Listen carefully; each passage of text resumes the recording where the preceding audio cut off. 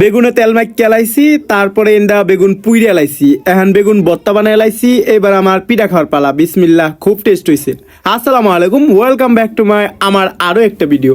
আর আজকের ভিডিও এই যে অফিস ছুটি হয়েছে 5টায়, তো 5টায় অফিস ছুটি হওয়ার পর 2টা বাগুন আনছি, আর এই 2টা বাগুনের দাম 10 টাকা।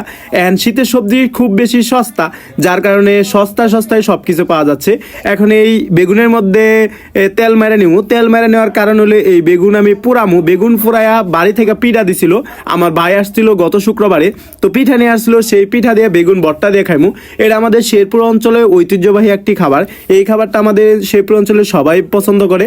তো আজকের এই খাবারটা আমি বানাচ্ছি, আপনারা দেখতেই থাকুন কিভাবে এগুলো বানাই। এগুলো মূলত মেরা পিঠাকে মূলত লবণ আর পানি দিয়ে বানানো হয়, গুঁড়া দিয়ে, চালের গুঁড়া দিয়ে। তো এগুলা গোল গোল করে বানায়া সিদ্ধ করলে এগুলা মেরা পিঠা হয়ে যায়। এন্ড এই মেরা পিঠাগুলো 2 দিন পর আমি কাটতে নিতেছি, কাটতে নেওয়া শেষ হয়ে গেলে এগুলো লয়ে গেছিলাম মূলত চুলা পারে। তারপর মেরা পিঠাগুলো এক সাইডে থইয়া যে বেগুনটার মধ্যে তেল মারছিলাম ওই বেগুনটারে ভালো করে পুইড়ে নিছি।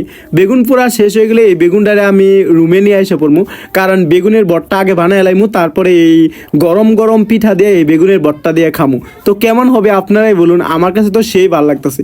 এবার বেগুন ভর্তা করা পালা। বেগুন ভর্তা করার জন্য প্রথমে বেগুনকে সিলে নিতে হবে। বেগুনকে ভালোভাবে সিলে নেওয়া শেষ হয়ে গেলে বেগুনটাকে ভালো করে পানিতে ধুয়ে নিতে হবে।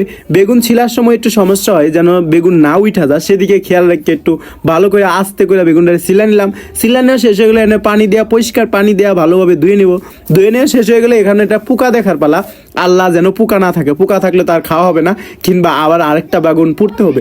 এখন এখানে নিয়ে নেবো মরিচ, আর মরিচের পরে নিয়ে নেবো এখানে লবণ আর মরিচ একসাথে চটকে নেব। হাত দিয়ে ভালো করে একসাথে চটকে নেওয়া শেষ হয়ে গেলে এখানে দিয়ে দিব পেঁয়াজ কুচি দিয়ে আরও কিছুক্ষণ চটকে নেব।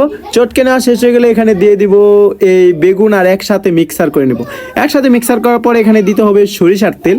এখন মূলত আমি ধনিয়া পাতা আর সরিষার তেল দিয়ে দিলাম। দিয়ে দেওয়ার পরে এটা আমি ভালো করে মসলিয়ে নিব। মসলানো হয়ে গেলে আমার বটটা রেডি হয়ে গেছে। এখন এটা অন্য একটা বাড়িতে উঠিয়ে রাখবো। এখন অন্য বাড়িতে উঠিয়ে রেখে চলে গেছিলাম চুলাপাড়ে আমার পিঠা ভাজার জন্য। তো কড়াই একটু সয়াবিন তেল দিয়ে দিছি, আর সেই পিঠাগুলো দিয়ে দিছি। তো এই পিঠাগুলো দিয়ে এই পাশ ওই পাশ উল্টায় পাল্টায় একটু ভালো করে পুইরা যাবো, এরকম কইরা বাজে নিমু। বাজে নেওয়া শেষ হয়ে গেলে মূলত এটা আমি এখন আমার রুমে নিয়ে পড়মু। শক্ত করে নিছি উপরেরটা, যেন খেতে একটু বেশি মজা হয় তার জন্য। তো তারপরে এটা আমার দেখতেই পাচ্ছেন কেমন ক্রিস্পি হয়েছে এই পিঠাগুলো ভাজাটা। তো এবার রুমে নিয়ে আসা বললাম। তারপরে এই প্লেটটাকে বট্টাটাকে একটা প্লেটে উঠালাম, আর পাশাপাশি নিয়ে নিলাম সেই পিঠার ফালিগুলো। তো এইগুলো এখন খাওয়ার পালা। দেখতেই পাচ্ছেন কত সুন্দর হয়েছে, খেতেও কিন্তু ইয়াম্মি হবে। এটা আমাদের এলাকায় খুব ট্রেডিশনাল এক রকমের খাবার। তো এটা বিসমিল্লাহ বলে যে আমি মুখে দিছি, এটা অস্বাভাবিক টেস্ট ছিল। যদিও আমার ভর্তাতে একটু লবণ বেশি হয়েছিল, কিন্তু এটা খেতে প্রচুর পরিমাণ স্বাদ ছিল। তো এই ছিল আমার আজকের ভিডিও। কেমন লাগলো জানাবেন, কিন্তু ভালো লাগলে লাইক কমেন্ট শেয়ার করবেন। আজকের ভিডিও এখানেই শেষ করছি। আর এরকম করে কিন্তু আপনারা খাবেন। তো টাটা, বাই বাই।